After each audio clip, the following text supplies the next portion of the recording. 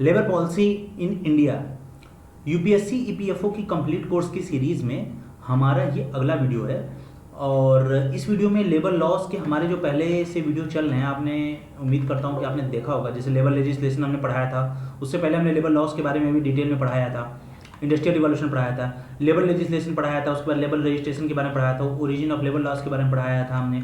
उसके बाद अब हम लेबर पॉलिसी इन इंडिया में लेबर पॉलिसी के बारे में समझेंगे। और अभी तक आपने अगर हमारे चैनल को सब्सक्राइब नहीं किया होगा तो कर लीजिएगा। इस वीडियो में देखिए हम क्या पढ़ने वाले हैं। हम सबसे पहले जानेंगे लेबर पॉलिसी ऑफ इंडिया क्या होती है, आखिर क्यों ये इंडिया में आया, लेबर पॉलिसी की क्या जरूरत पड़ी इंडिया में, दूसरा इसके फीचर्स क्या क्या हैं पॉलिसी के, और कॉन्स्टिट्यूशन में इसके रिगार्डिंग लेबर लॉज के रिगार्डिंग कौन कौन से स्पेशल राइट्स आर्टिकल्स दिए गए हैं वो हम आपको बताएंगे। तो फ्रेंड्स, अभी तक आपने हमारे चैनल सब्सक्राइब नहीं किया हो तो कर लीजिएगा, बेल आइकन को भी हिट कीजिएगा। लेबर लॉ की सीरीज़ में हम लगातार वीडियो बना रहे हैं, तो हमसे जुड़े रहिए। और जो लोग आपके फ्रेंड सर्कल में होंगे जो तैयारी कर रहे हैं इसकी, उनको भी इस वीडियो के बारे में बताइए, उनसे भी शेयर कीजिए इस चीज़ को, बिकॉज शेयरिंग इज केयरिंग। अब हम चलते हैं लेबर पॉलिसी पे। देखिए, लेबर पॉलिसी क्या था। लेबर पॉलिसी इवॉल्व हुआ था। इवॉल्व का मतलब कि बना था, जिसको बनाया जाता है वक्त की हिसाब से किसी चीज़ को अगर बनाया जाए तो उसको कहते हैं उसका इवोल्यूशन हुआ है। तो ये चीज़ इवॉल्व हुआ था कि जो उस समय सिचुएशन की ज़रूरत के हिसाब से जो इकोनॉमिक डेवलपमेंट, सोशल जस्टिस के लिए जिन चीज़ों की ज़रूरत पड़ती है उसके रिक्वायरमेंट के को सूट करने के हिसाब से जो पॉलिसी को सेटअप किया जाता है, उस लिए लेबर पॉलिसी को बनाया गया इंडिया में। कि जो वक्त पे जिस तरह से इकोनॉमिक, अगर एक इंडस्ट्री की कोई डेवलपमेंट की, इकोनॉमिक डेवलपमेंट के लिए या उससे रिलेटेड जो लोग उसमें काम कर रहे वर्कर्स, उनके अधिकारों की रक्षा के लिए, उनके जस्टिस के लिए, सोशल जस्टिस के लिए, उसमें सूट करने के लिए इसको इवॉल्व किया गया था। इसमें दो इसके मेन ऑब्जेक्टिव थे, मतलब इसको बनाने के पीछे इसके दो मेन ऑब्जेक्टिव, यानी कि इसका एम, इसका गोल, लक्ष्य दो था। पहला क्या था कि अगर लेबर लॉ रहेगा तो लेबर पॉलिसी अगर हम एक बना देंगे तो उससे इंडस्ट्रियल पीस बनी रहेगी, मतलब एक शांति बनी रहेगी इंडस्ट्री में, जिससे कि काम तेजी से होगा। दूसरा सबसे बड़ा फायदा ये था कि इससे जो लेबर हमारे जो काम करेंगे किसी भी इंडस्ट्री में, उनका वेलफेयर होगा अच्छे से। अब देखिए, हम समझते हैं कि फीचर्स क्या था, आखिर फीचर क्या होती है लेबर पॉलिसी की, यानी कैरेक्टरिस्टिक, या जिसके कहेंगे कि जिसकी जो मेन जो चीज़ें थी लेबर पॉलिसी को हम बता देते हैं। हम इसको बहुत लंबा नहीं खींचेंगे, हम आपको वही बताएंगे जो आपके ईपीएफओ के एग्जाम में आएंगे। तो हम आपको समझाते हैं। देखिए, एक नोट बना लीजिएगा इसका आप, जिससे कि आपको पढ़ने में और याद करने में आसानी होगा। और 2x स्पीड पे भी आप इसको देख सकते हैं, डबल स्पीड पे भी देख के आप इस वीडियो को समझ सकते हैं और अपने कम समय में ज़्यादा गेन कर सकते हैं। देखिए, लेबर पॉलिसी का सबसे बड़ा फीचर ये था कि इसमें एक ऐसा मेजर को क्रिएट करना था जिससे कि पब्लिक और प्राइवेट इन्वेस्टमेंट अट्रैक्ट हो, मतलब पब्लिक यानी गवर्नमेंट भी और प्राइवेट इंडस्ट्री भी एक ऐसा पॉलिसी बनाया जाए जिससे कि वो लोग भी किसी इंडस्ट्री में इन्वेस्ट करने के लिए आगे आएँ। और इसमें सबसे बड़ा फायदा होगा जॉब्स में, क्योंकि जब लोग इन्वेस्ट करेंगे तो नई चीज़ें बनेंगी, नई फैक्ट्रियाँ लगेंगी, तो जॉब्स क्रिएट होंगे। पहला तो ये था इसका कि एक पॉलिसी अगर एक रहेगी तो इससे पब्लिक और प्राइवेट इन्वेस्टमेंट दोनों को हम अट्रैक्ट कर सकते हैं।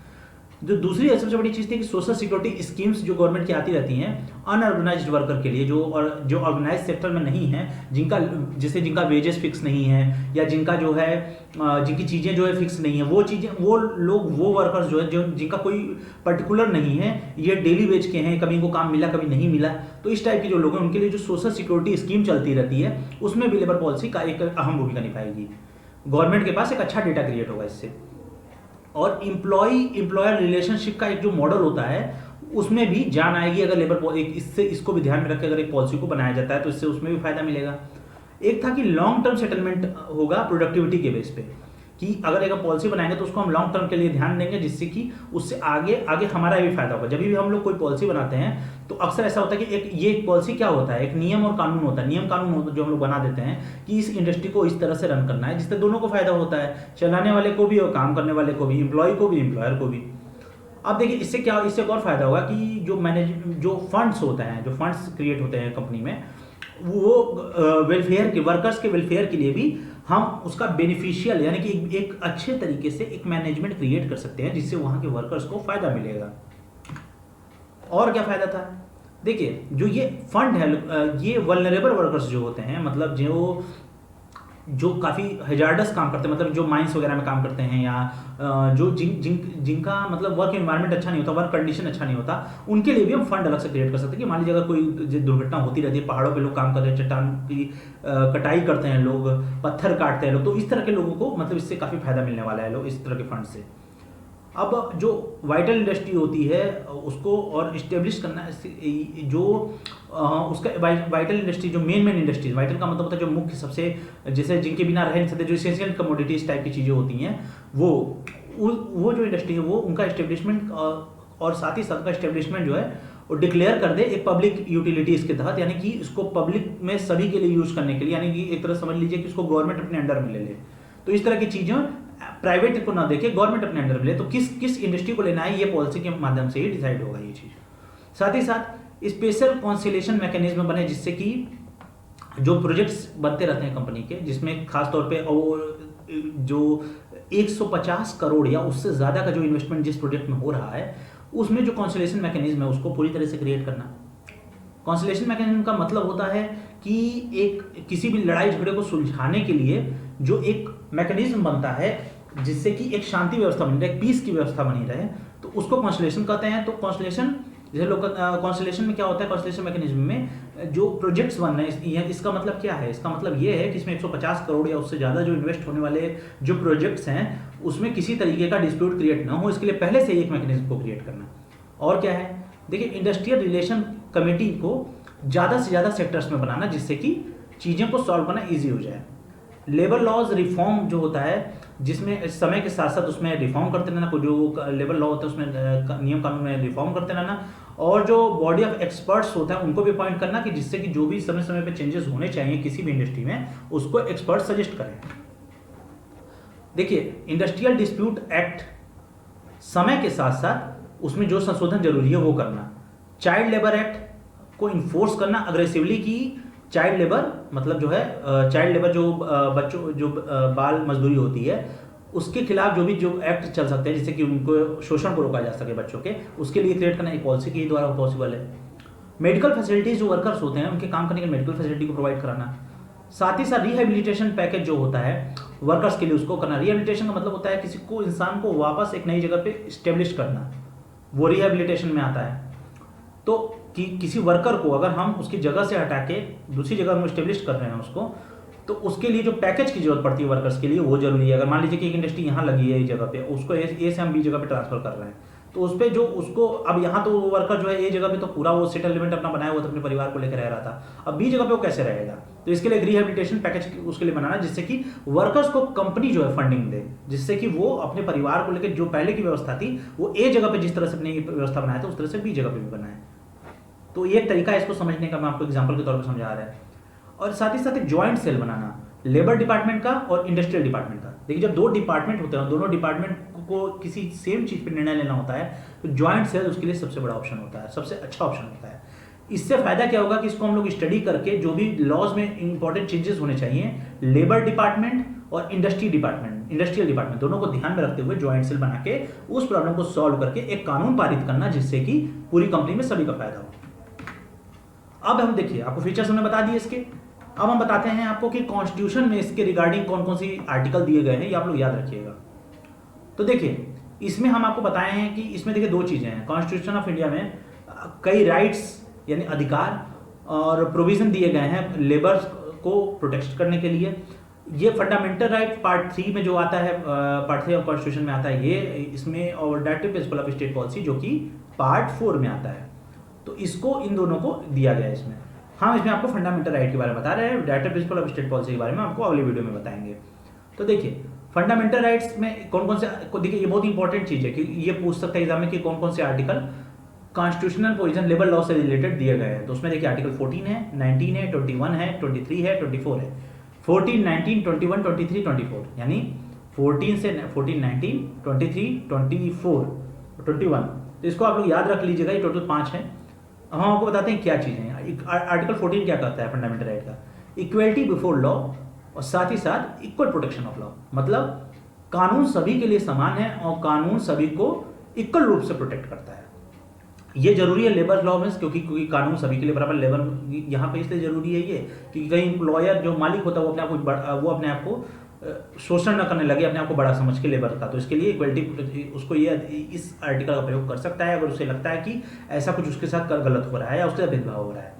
अब अगला आर्टिकल 19 क्या कहता है? आर्टिकल 19 में गारंटी करता है 6 फ्रीडम्स को सिविल राइट्स से रिलेटेड, ये सिर्फ और सिर्फ इंडिया के जो सिटीजन है उनके लिए है। ये राइट टू फ्रीडम के अंतर्गत आता है आर्टिकल 19।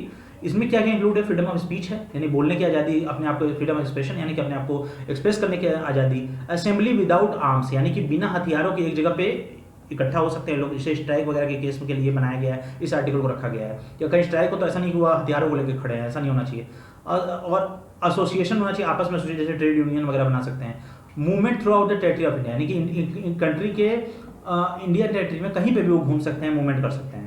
और साथ ही साथ freedom to reside and settle in any part of the country of India, मतलब किसी भी इंडिया के किसी भी पार्ट ऑफ कंट्री में वो जाके इंडिया किसी पार्ट में वो जाके रह सकते हैं, सेटल हो सकते हैं अपने फैमिली के साथ। और साथ ही साथ जो फ्रीडम होता है प्रैक्टिस ऑफ एनी प्रोफेशन, यानी कोई भी काम करने के लिए स्वतंत्र है, आपके ऊपर कोई जबरदस्ती नहीं कि आप डॉक्टर ही बनिए, आप इंजीनियर ही बनिए, जो आप चाहेंगे आप वो बनिए। ये सारे freedom of subject reasonable restriction भी दिए गए हैं जो कि इम्पोज किए जाते हैं समय समय पर स्टेट के द्वारा, जो भी कानून बनते रहते हैं। तो ये आर्टिकल 19 है। अब हम बताते हैं, और अगला क्या आर्टिकल 21। आर्टिकल 21 क्या कहता है कि no person shall be deprived of life और personal liberty except according to the procedure establish by law, मतलब कोई भी पर्सन जो है उसकी लाइफ और उसकी पर्सनल लिबर्टी पर किसी भी तरीके का बंदिश नहीं लगाया जा सकता, सिर्फ प्रोसीजर जो है जो कि लॉ के द्वारा एस्टेब्लिश किया गया उसे छोड़ के। और ना ही shall any person be denied equality before the law और equal protection of law within the territory of India, और ना ही कोई भी पर्सन को डिनाइड किया जा सकता है इक्वलिटी, जो लॉ की नज़र में सभी के लिए वो सभी के लिए बराबर है और इक्वल प्रोटेक्शन भी उसको देना है इंडियन टेरिटरी के अंदर। तो ये आर्टिकल 21 कहता है। आर्टिकल 23 क्या कहता है? प्रोहिबिट्स ह्यूमन ट्रैफिकिंग, मतलब ह्यूमन ट्रैफिकिंग का मतलब होता है कि जैसे मानव तस्करी। मानव तस्करी क्या होती है? अगर एक देश में कोई भी पर्सन ए रह रहा है तो उसको मान के चलिए उसको हमने काम दिलाने के बहाने किसी इंडस्ट्री में हमने उसको रखवा दिया, और फिर वहाँ से उस इंडस्ट्री के मालिक का मान लीजिए कि वो ह्यूमन ट्रैफिकिंग कराता है, तो वो क्या करने लगा कि उसको विदेशों में भेज के काम लेने लगा उससे, और उसके घर वालों को लगता है कि वो कंपनी में काम कर रहा है, ए कंपनी में काम कर रहा है, लेकिन एक्चुअल में वो बी कंपनी जो कि दुबई में है उसमें काम कर रहा है, तो इसको ह्यूमन ट्रैफिकिंग में आ जाता है। तो इसको रोकना, जिससे शोषण ना होगा, क्योंकि जो मजदूर होते हैं अक्सर गाँव देहात से ही आते हैं, तो अक्सर उनको फंसा लेते हैं लोग कई ऐसे केसेज हैं। और ये making it an offence punishable law by law, article 23 जो है उसको एक ऑफेंस बनाता है, एक गलती बनाता है जो कि कानून की नज़र में दंडनीय अपराध है। आल्सो प्रोहिबिट फोर्स लेबर को भी मना करता है, किसी को जबरदस्ती आप काम नहीं करा सकते। और any act of compelling a person to work without wages, या किसी को भी काम पे रखना बिना उसको कोई पैसा दिए, और where he was legality entitled not to work और to receive remuneration for it, मतलब किसी भी पर्सन को काम करने के लिए जबरदस्ती काम लेना उससे बिना उसको कोई पैसा दिया, और खासतौर पे वहाँ पे जहाँ उसको काम नहीं करने की इच्छा है या वहाँ काम नहीं करना चाह रहे, यहाँ उसको काम नहीं करना चाहिए, और साथ ही साथ उसको ना तो उसका पैसा भी उसको नहीं कोई मिल रहा है। तो ये आर्टिकल 23 जो है ह्यूमन ट्रैफिकिंग इन सारी चीज़ों को रोकता है, एक तरह से प्रोटेक्शन देता है। अब आर्टिकल 24 क्या कहता है? आर्टिकल 24 कहता है prohibition of employment of children in factories, मतलब बच्चों का फैक्ट्रीज में मतलब जो है काम जो है उसको करने से मना, मतलब बच्चे फैक्ट्री में काम नहीं करेंगे। No child below the age of 14 years shall be employed to work in any factory और माइन और engaged in any other hazardous employment, मतलब कोई भी बच्चा जो कि 14 साल से कम एज का है उसे काम पे किसी भी फैक्ट्री या माइन में काम पे नहीं रखा जा सकता, या किसी भी तरीके की ऐसी जगह पे काम को नहीं रखा जा सकता जहाँ हैजार्डस एम्प्लॉयमेंट मतलब उसकी जान को खतरा हो, और जहाँ पे काम करने से उसको तरह तरह की बीमारियाँ हो जाए। तो ये सारा कॉन्स्टिट्यूशनल प्रोविजन था लेबर लॉज के अंतर्गत जो हमने फंडामेंटल राइट में आपको बताया। आर्टिकल 14, 19, 21, 23 ये हमने आपको बता दिया। अब हम जो अगला आपको बताएंगे वो हम बताने वाले हैं director principle of state policy के बारे में, तो वो हम अपनी अगली वीडियो में आपको बताएंगे। अभी फिलहाल ये आपने अगर हमारे चैनल को सब्सक्राइब नहीं किया होगा तो कर लीजिएगा फ्रेंड्स। अब अगली वीडियो हमारी आएगी, उस पर कल हमारी अगली वीडियो लॉन्च होगी। तो हमने आपको इसमें लेबर पॉलिसी ऑफ इंडिया के बारे में बताया, और इसमें हमने बताया कि इसके कौन से 2 मेन मतलब ऑब्जेक्टिव होते हैं, जैसे कि इंडस्ट्री पीस को बनाना, वेलफेयर को प्रमोट करना। फीचर्स क्या क्या होते हैं पॉलिसी के, कॉन्स्टिट्यूशनल प्रोविजन में क्या क्या है, फंडामेंटल पॉलिसी राइट्स और कॉन्स्टिट्यूशनल प्रोविजन में फंडामेंटल राइट को रखा गया, directive principle of state policy को रखा गया है। फंडामेंटल राइट के बारे में हमने आपको बता दिया, directive principle of state policy यानी कि राज्य के नीति निर्देशक सिद्धांत के बारे में हम आपको अगली वीडियो में बताएंगे। तब तक के लिए हमारे चैनल सब्सक्राइब करिए, हमारे साथ बने रहिए, वीडियो को शेयर कीजिए, ज़्यादा से ज़्यादा लोगों तक पहुंचाइए। ईपीएफओ की प्लेलिस्ट चल रही है, उसको देखिए जाके आप लोग, देखिए फ्री ईपीएफओ का कोर्स चल रहा है, फ्री में एकदम सारे कंटेंट अवेलेबल है। यूपीएससी का सिविल सर्विस का कंप्लीट कंटेंट आपको मिल रहा है। तो फ्रेंड्स बने रहिए हमारे साथ अभी तक, और अगर इस नंबर पे आके कोई भी आपको क्वेरी हो हमसे आप पूछ सकते हैं। हमें फॉलो करिए रिच गाय के, और रिच गाय को फेसबुक पे और टिस्का अकेडमी को भी फॉलो करिए। कोई प्रोडक्ट ऑर्डर करना हो तो कर सकते हैं, यहाँ आपको दिख रहा होगा, इस नंबर पे आप जाएंगे तो भी प्रोडक्ट ऑर्डर कर सकते हैं, यहाँ से भी आप प्रोडक्ट ऑर्डर कर सकते हैं। तो फ्रेंड्स अभी तक हमारे चैनल पर बने रहने धन्यवाद। हम बहुत जल्दी अपनी अगली वीडियो लेकर आ रहे हैं, हमारे साथ बने रहिए, हमारे चैनल सब्सक्राइब कीजिए। धन्यवाद दोस्तों।